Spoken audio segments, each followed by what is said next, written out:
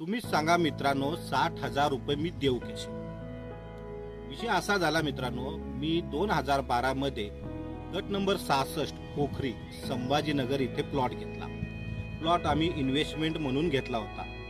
Plotting मध्ये ना light होती, ना डेनिस लाईन नाही, नाही रोड नव्हता. तरी सुद्धा आम्ही तिथं प्लॉट घेतला. पण 2017ला असं झालं की मला तिथं घर बांधावं लागलं. ज्यावेळेस मी घर बांधत होतो मित्रांनो, त्यावेळेस माझ्या इथं लाईट नव्हती. मी शेजारच्या घरातून वायर टाकून जवळजवळ 400 मीटर वायर टाकून माझ्या घरी आणली आणि तिथं लोखंड कट केले आणि कसं बस तरी मी घर बांधले. राहायला आल्यानंतर मला अडचण आली लाईटाची. त्याकरता मी सोलर पॅनल बसवले, 2 बॅटऱ्या आणल्या आणि कसंही करत 2-3 वर्ष मी काढले. त्यानंतर माझा बोर चालत नव्हता म्हणून मी जनरेटर सुद्धा विकत घेतलं स्वतःच आणि बोरवर पाणी चालवायचं. पण मित्रांनो 6 वर्षानंतर माझा मीटर मिळाला, ते बी 24 तास सप्लाय होता मला.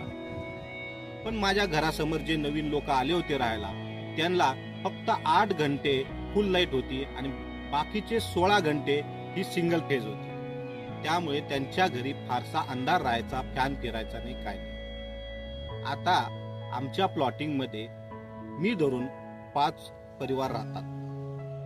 5 परिवार इथं राहतात. आम्ही 5 जणांनी मीटिंग घेतली आणि असं ठरलं की एक इंजिनियरला बोलून आपण इथं डीपी घेऊ. डीपीची रक्कम 3 लाख रुपये होती.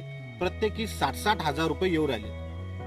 मित्रांनो विषय असा झाला की मी हे 60,000 रुपये देऊ का नको? कारण 60,000 रुपये दिल्यानंतर मला तर लाईटाची फारशी गरज नाही, कारण माझा ऑलरेडी लाईट इथं आहे. 24 तास मला लाईट मिळालेलं आहे. पण ह्यांच्या करता मी 60,000 रुपये जरी दिले, पण येणाऱ्या लोकांनी 30-30 हजार रुपये देतील का? आमचे शेजारी म्हणतात आपण येणाऱ्या लोकांकडून 30-30 हजार रुपये घेऊ आणि आपले पैसे मोकळे करू. हे कुठपर्यंत योग्य आहे हे मला समजत नाही. मित्रांनो तुम्ही मला कमेंटमध्ये सांगा की मी काय करू, यांच्यामध्ये सहभागी हो का नको हो.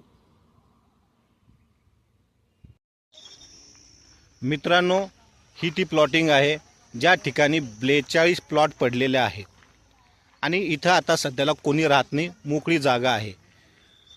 मी ह्या घरात राहतो आणि माझ्या समोर हे 3 घरं तुम्हाला दिसत असतील. हे बगर प्लास्टरचं 2 मजली घर आहे, ते एक आहे. त्या झाडापाशी एक घर आहे आणि त्या झाडाच्या पाठीमागे सुद्धा एक घर आहे.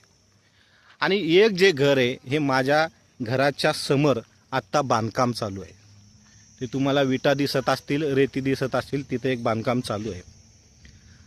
बांधकाम करणारा आणि हे 2 मजलीवाला पहिले झाडाच्या पाठीमागचे 2 घरं, ह्या चौघांपाशी फुल लाईट नाही आहे. पण माझ्यापाशी लाईट आहे, कारण मी रोडाच्या बाजूला आहे आणि रोडाच्या पलीकडून लाईटची वायर गेलेली आहे, तिथून मला मीटर देण्यात आलेला आहे.